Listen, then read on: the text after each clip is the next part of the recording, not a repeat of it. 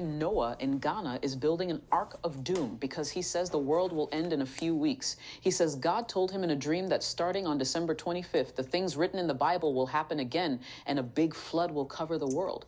To save people, he is building huge boats. Noah, who lives in a small community in Ghana, says he spent months using special wood to build them. He says the wood is not normal. Every piece was prayed over and chosen with God's instructions. So far, he has built 8 arks using 250,000 wooden boards. He claims one ark can hold 6 million people. He calls himself Igbo Noah and says people from anywhere in the world can join him as long as they make a promise to follow God. Online, people are divided. Some admire his faith. Others laugh at him and say he is crazy. He now has 200,000 followers on TikTok, and he says he will not stop. Noah believes his mission is to save as many lives as possible before the rain begins. He is inviting anyone who believes him to help build more arks and get ready for the flood. Are we all meeting in Ghana this Christmas? Shalom, shalom. All praises to Yahweh Shem El Shai, Shem Kakadash, double honors to the elders and the apostles of Great Millstone, whom rule and teach world, who taught us this truth. This is your brother Yeshua from the GMS Atlanta camp. This man is completely through and has lost his mind. But what can we expect from these heathens? You know, we're going to get a couple of scriptures, but it seems like every month the end of the world is coming. And that's why, here at GMS, we are very, we're not going to tell you the date. Oh, it's coming this, December or, it's February 27th, 2020.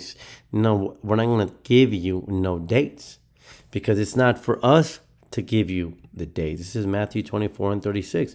But of that day and hour knoweth no man. So if you have anybody that you're following telling you that it's going to happen here, it's going to happen, at this specific time, no. Yahweh Shai himself wasn't given the day. Not the angels of heaven, but my Father only. See, there's an order in this thing of ours. And that order starts with Yahweh, goes down to Yahweh Shai, then goes down to the prophets, man. And Yahweh Shai himself doesn't know when that end day comes until he's told. So where does this heathen get off? See, the world will look at this video of that heathen and say, oh, well, he's I'm going to use the world's terms. He's an African, the first human beings were Africans. And so, yeah, that's it. No, these people are not our people, man. Let's go ahead and let's get some history on that. Well, let's get some history on that. Yeah, this is 2 Kings 17. It says, let's start at 23. It says, 22. It says, for the children of Israel, this is the northern kingdom, walked in all the sins of Jeroboam, which he did. They departed not from them. So, you had an evil king, right? Ephraimite, which would today, that would be a so-called Puerto Rican, Jeroboam. And, he was a sinful king. In the northern kingdom, so-called Hispanics and natives, they continue to follow in his ways. Sirach 10, as the captain is, as the officer is, so are the people. That's exactly what happened here.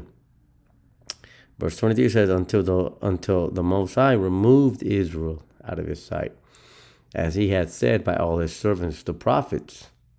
So was Israel, that's the northern kingdom, carried away out of their own land to Assyria unto this day. And the king of Assyria brought men from Babylon, from Cuttath, from Awah, and from Hamath, and from Sepharvaim, and placed them in the cities of Samaria. Remember that. Placed them in the cities of Samaria instead of the children of Israel, and they possessed Samaria. Remember that. And they possessed Samaria. So you had other heathen nations come in and possess the land of the northern kingdom, specifically Samaria, and dwell in the cities thereof. And it was at the beginning of their dwelling there, they feared not the Most High. Therefore the Most High sent lions among them, which slew some of them. Wherefore they spake to the king of Assyria, saying, the nations which thou hast removed and placed in the cities of where? Samaria know not the manner of the Most High of the land, Therefore, he has sent lions among them. So these heathens knew judgment, and these heathens knew why they were being judged, because they were in our land.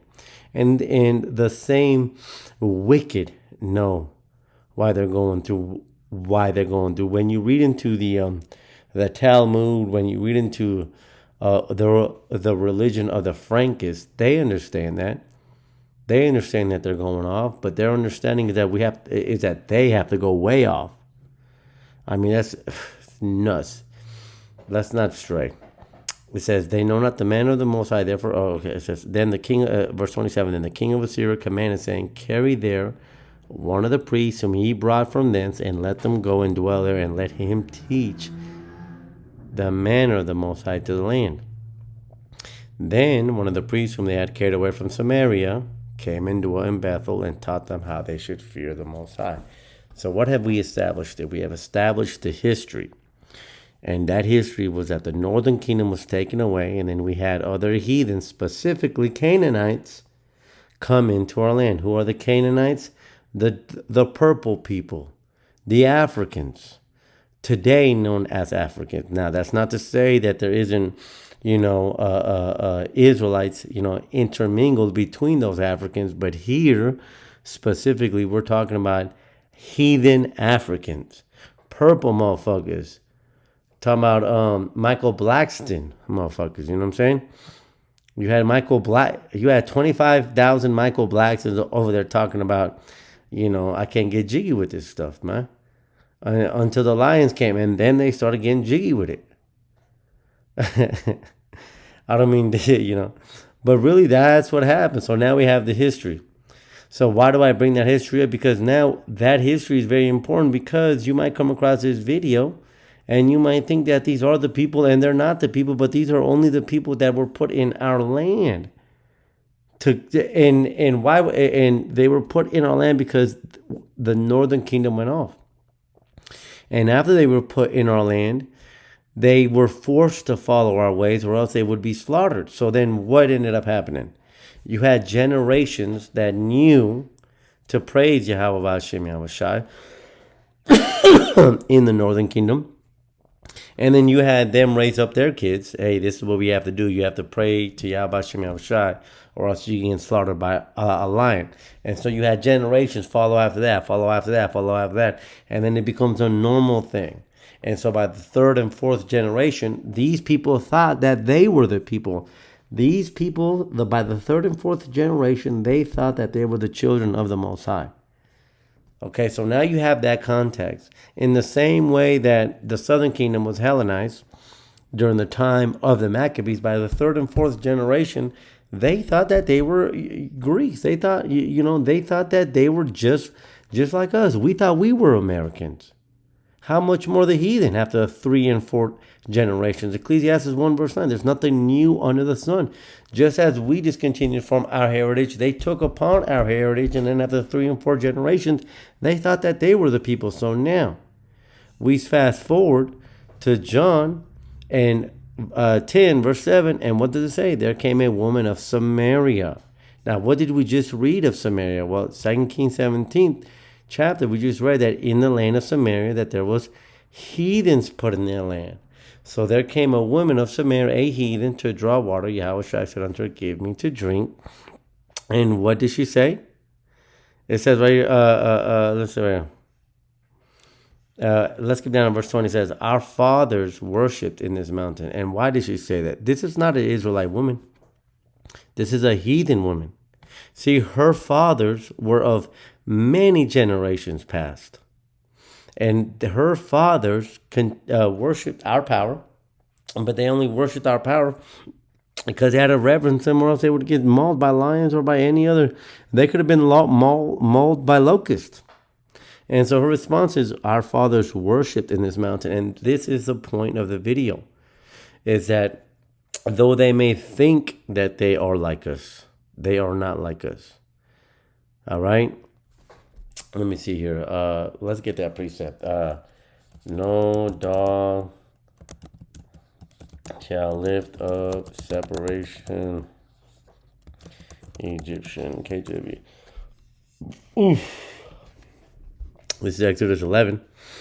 Verse 7, it says, but against any of the children of Israel, and that's perfectly fitting, though here Israel is, it's talking about the 12 tribes, but it's perfectly fitting because Israel is also known, throughout the scriptures in context. When you see Israel, it's talking about the northern kingdom.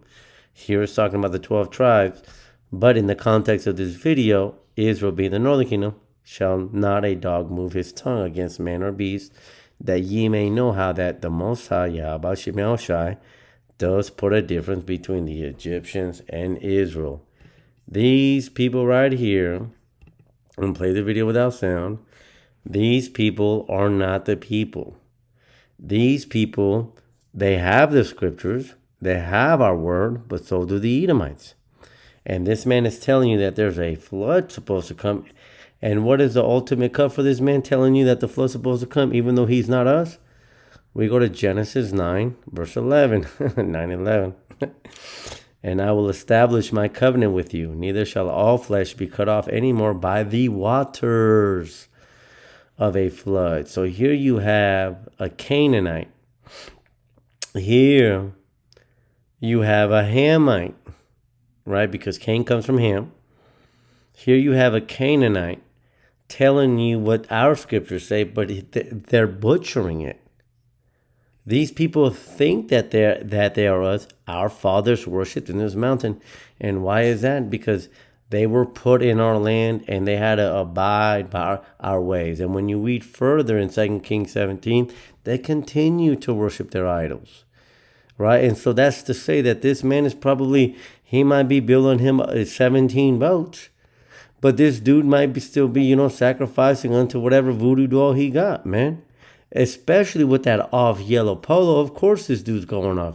You can't tell me no man in their right mind is going to wear this off as yellow polo and black pants. You got to be going off in everything that you're doing. It says, and I will establish my covenant with you, neither shall all flesh be cut off anymore by waters of a flood. So where does this guy get off saying that the world's going to end by a flood when the promise was made to all flesh that the Most High wouldn't eliminate the world by flood anymore? Neither shall there anymore be a flood to destroy the earth. So where's this guy get off at? See, these people, man, they're not dealing with the truth, man. We don't know the exact day. And that, matter of fact, work while it is still day. Work while it is day. Let's get that. And then we'll probably close out with that. This is John 9:4. It says, I must work the works of him that sent me while it is day. The night cometh when no man can work, man. And that night is that night of judgment, man. We don't know when that final night is coming. Of course, we know when the night is coming, in the worldly sense. But we don't know when the night of judgment, because night, according to the Israelite calendar, night represents a new day. And what is that new day? What's the scripture saying in, I believe it's Proverbs or Psalms, exaltation coming neither from the east or the west, but from the Most High. He takes one down and raises up another. Well, another is being raised up on a new day. And we know that the new day starts in the night. Right? See, we don't know when that final night is, man. Here it is, Amos 3 verse 7 says he reveals his secrets unto the prophets, unto the servants of prophets. But then the scripture also says we know in part and we prophesy in part. So here we are, Israelites who call upon the name of Yahweh, Hashem, Yahweh Shai. This man's not calling on Yahweh Shai. He's telling you that everybody can come and be saved. And you mean to tell me that this man's got it? And not with that polo? Hell no, he don't got it. Not with that polo, man. Not with that doctrine. Definitely not with that doctrine, man. Look, the end. Matter of fact, let's get it. As the days of Noah. Let's get that. As the days of Noah. It says Matthew 24:37. But as the days of Noah were, so shall also be the coming of the Son of Man be. Right? These people, we know that it is now, high time that the day is closer than when we first believed. We know that, but at the end of the day, everybody's still going to be partying it up. Nobody's going to know the day, or else this scripture would be, fallible. And the word of Yahweh Shem Yahushua is non-fallible, man. Nobody knows when the world is, the exact date. We know what has to happen. We know the prophecies that have to happen. But it's not going to happen tomorrow, man. Matter of fact, let's get this. Ibn Noah. We're going to close out with this. Ibn Noah right here. Check this out, y'all.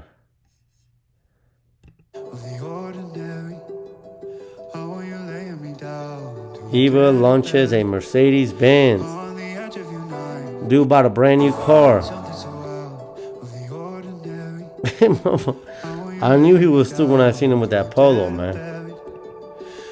This man is super through, man. Look at him. Very big thank you to all of you. They said thank you. Thank you for that new Benz. I want to say a very big thank you to all of you. We don't know when the end of days is coming. And these heathens that were placed in our land that took after our ways definitely don't know. To the next one, shalom.